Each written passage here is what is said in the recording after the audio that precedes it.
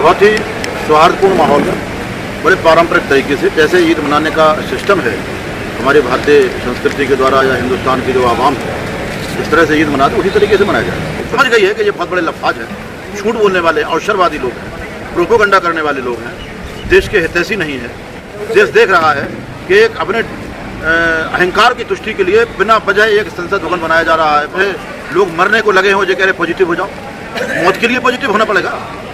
मौत ईद बहुत ही सौहार्दपूर्ण माहौल में बड़े पारंपरिक तरीके से जैसे ईद मनाने का सिस्टम है हमारे भारतीय संस्कृति के द्वारा या हिंदुस्तान की जो आवाम है इस तरह से ईद मनाते उसी तरीके से मनाया जाए एकदम। बस अंतर केवल इतना रहेगा कि कोरोना गाइडलाइन की वजह से थोड़ा सा सोशल डिस्टेंसिंग का पालन करेंगे हम लोग, लेकिन ईद पूरे हर्षोल्लास से मनाएंगे।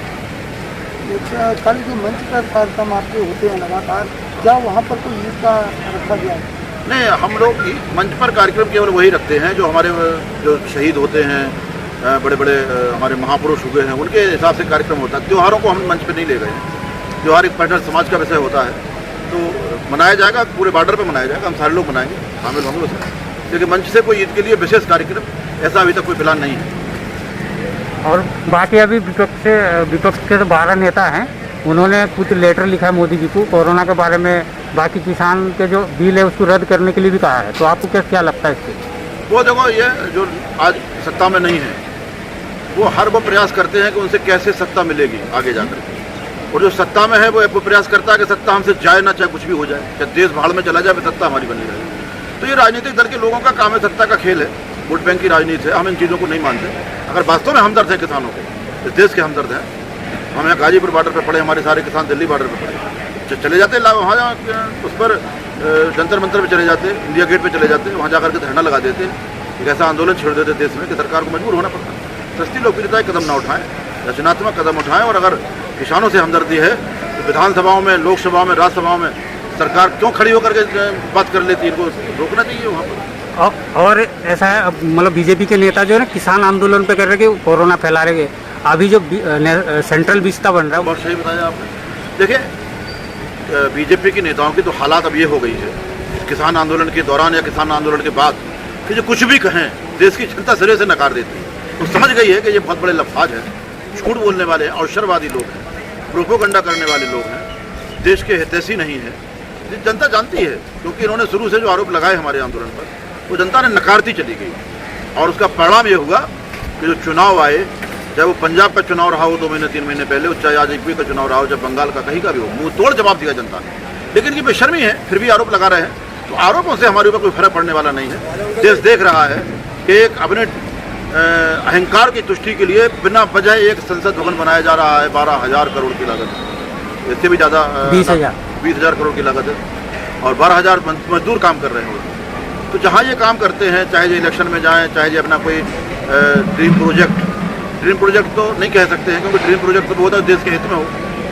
आज की देश की जो हालात है उसके लिए 20,000 करोड़ का प्रोजेक्ट नहीं आना चाहिए था। हमारी संसद भवन भी मजबूत है, ऐसी कोई बात नहीं है। ऐसी क्या बात है, 5 साल पहले जिस संसद भवन को माथा टेक करके चूम रहे थे, आज उसको तोड़ करके दूसरे बनाने की बात आ रही। ये क्या है, जिस सृजन की मानसिकता नहीं है, ये विध्वंस की मानसिकता है। तो देश को तोड़ने की तरफ ले जाने वाली चीज़ें हैं।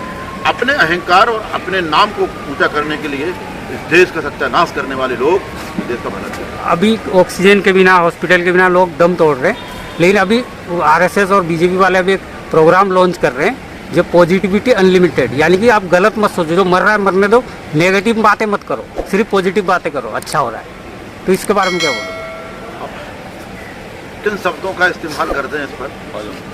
मैं तो यही कहूँगा कि हे परमात्मा, ऐसे लोगों को सद्बुद्धि दे।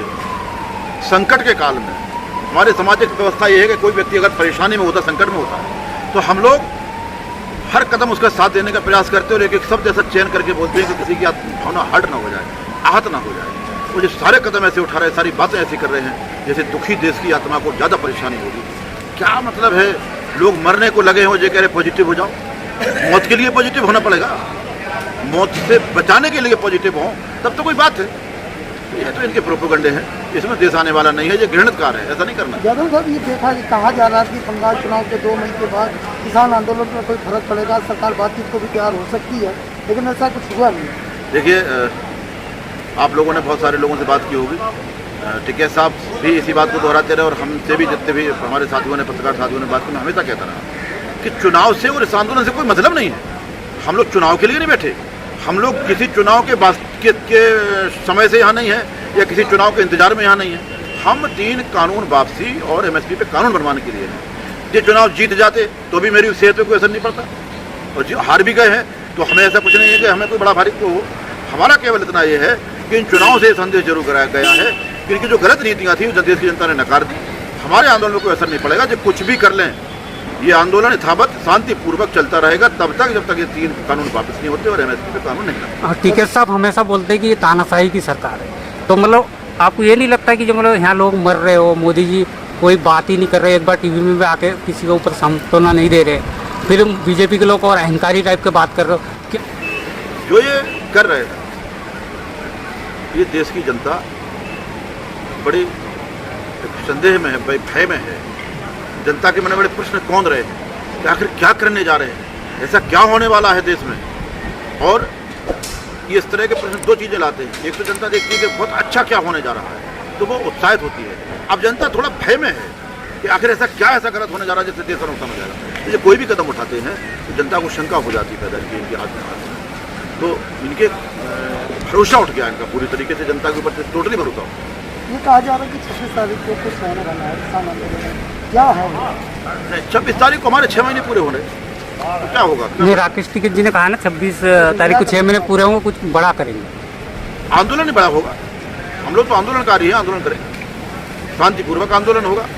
कोविड अगर तब तक नहीं दुरुस्त होता है तो कोविड की पूरी गाइडलाइन के तहत होगा, और कुछ ना कुछ तो नया करना ही पड़ेगा, होता ही रहता है, होगा।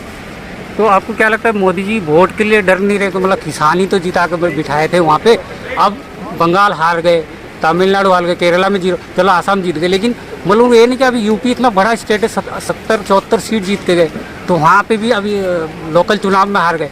तो क्यों नहीं मानते आप लोगों से बात, क्यों नहीं करते? या आप किसान नहीं मानते आप लोग?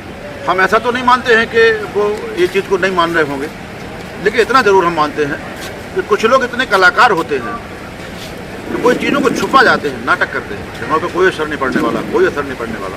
भाई असर तो पड़ेगा।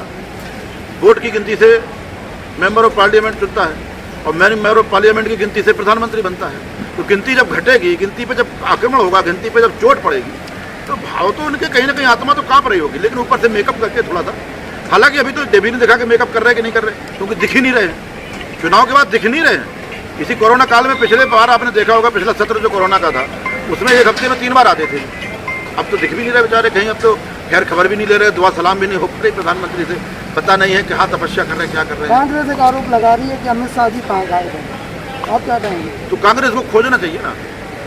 कांग्रेस, हम दिल्ली के दरवाजे पे हैं, कांग्रेस दिल्ली के अंदर बैठी है, अमित शाह जी को खोजें। उन भाई देखो, राजनीतिक प्रतिद्वंदता होती है, राजनीतिक थोड़ा सा कटुता होती है, लेकिन व्यवहारिक रूप में हम लोग एक दूसरे के दुश्मन नहीं हैं।